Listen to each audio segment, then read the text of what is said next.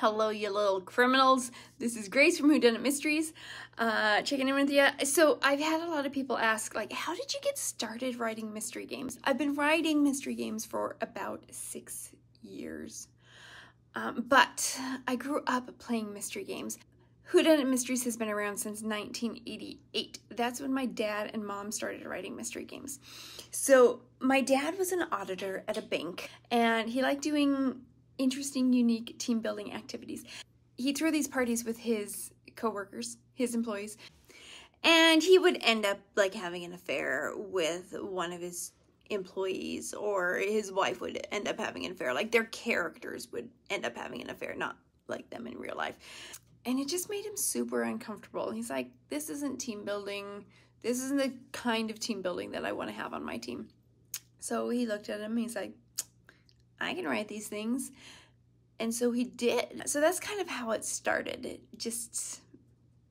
He saw the need and he started writing them.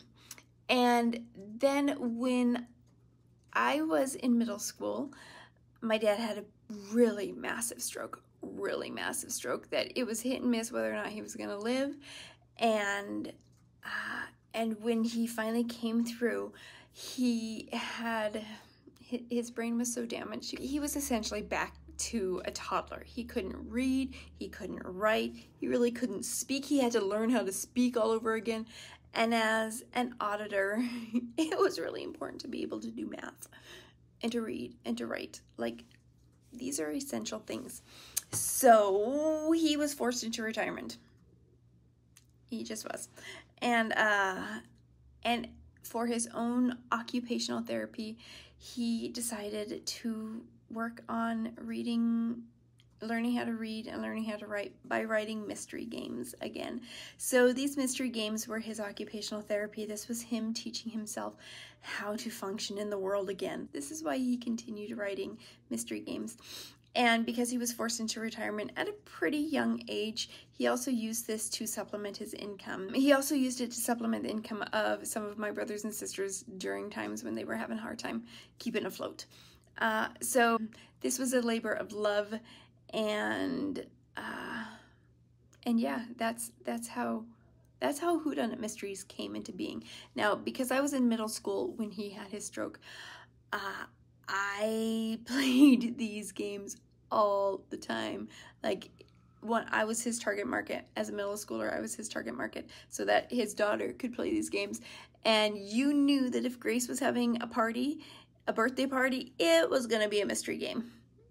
That's just the parties that Grace threw. And so I've been playing these a long time, since middle school. And so after my parents died, when Whodunnit Mysteries started bouncing around from sibling to sibling, trying to figure out if we were gonna keep it going or who was gonna be in charge, some of the siblings said, let's just close it down. Let's just close Whodunnit Mysteries down. Like, it's run its course. It's done what it needs to do. Let's just close it down. And these were the older siblings who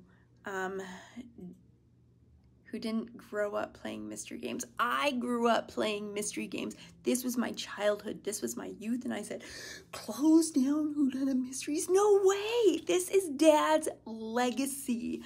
And I just couldn't. I couldn't close it down. These stories were the stories of my youth. And so I kept it going and I kept it writing. And now I've started writing for myself and for my own kids. So that's the story of Whodunnit Mysteries and how it came to be.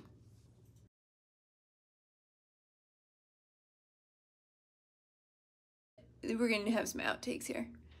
Outtakes. I love to edit. You're so buff, dude. How do I say this? This was a labor of love.